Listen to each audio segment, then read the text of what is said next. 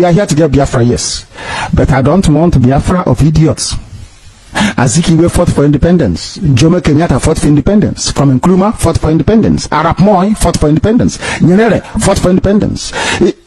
Even right now, remember, I don't want to talk about Eduardo dos Santos of Angola. That's different. I want to talk about Nelson Mandela. He fought for independence. Are you telling me that South Africa you have today was what Mandela fought for? Are you telling me that Mandela died, that black people will be hunting down other black people to kill? The answer is no. Why is that happening? Because the principal critical work that should have been done with the freedom fighting was not done. And what is that? Education. Is a secret. I've given it away now. You know, before we arrived at fighting for our freedom this way, I looked at the history of Africa. I looked at the history of every black freedom fighter, genuine. I looked at the history of their countries and respective territories and what happened when they got what they were looking for. Invariably, you'll be shocked. None of them made any progress. I repeat, none of them made any collective, conscientious progress that you can look at and say, hey, I'm happy with this. None. Why? Because black people try to, or they are imitating, they want to imitate Europeans and white people. They think that by going to white people's school, by doing everything white people does, somehow they can effect lasting change in their lives, and the answer is no. You can't do it. Do you know why they cannot do it? There is a way that Caucasians think. It's working for them, and I love it. Good luck to them. But you, as an African, you as a Biafran, if you want that piece of land to be developed, you need to think in a particular way. Not necessarily with the way the Caucasian does it.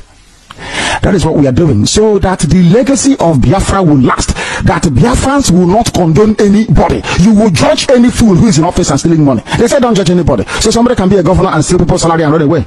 Well, don't judge him as he's stealing your money. You come and say, oh God, but what are you doing? You say, oh, don't judge me, that you will not be judged. It's in the book. It's just like a pastor telling you about tithe. I'll touch not my anointing. You are a criminal fake pastor. They are coming to arrest you. Say, oh, touch not my anointing. We want Biafra to be different. That is why we educate you, we impart knowledge the way we do. So you'll be able to hold your public officers to account. Nobody can come and bring any wishy-washy, superstitious mumbo-jumbo. Tell you, oh, don't touch this. Nonsense. Everything is questionable. Everything I say. Question everything. That is how you keep your public servants on their toes all the time. To do what you want. After all, the country belongs to you. It doesn't belong to them. Power belongs to the people, and in this Biafra we are building genuinely, power will belong to the people. How do you make them hold on to that power and discharge your responsibilities? By educating them, and that's what we're doing now.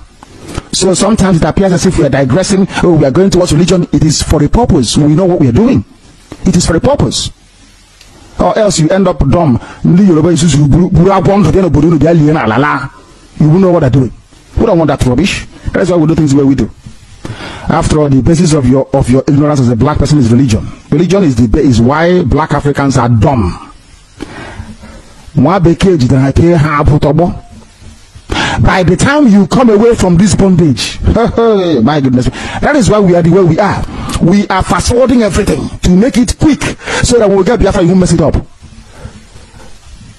All of you with your general overseer, if you're in the Biafra army, telling me I should leave Yoruba pastors alone.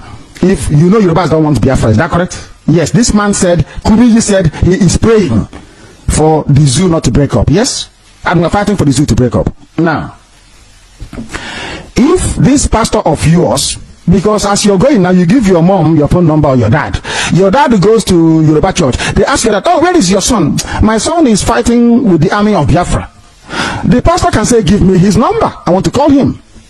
Yoruba will call your son at the battlefront. If your son did not receive this education now, or is of a weak disposition, he'll say, okay, yes, so my general overseer, Pastor Kumi, man of God, said I should not fight anymore, that Nigeria is better for me. And since my man of God has spoken, I have to do what the man of God said. Rubbish. Now you understand why we are doing what we are doing? We want to undermine everywhere the devil will come from. Plugging all the holes that the devil will come from.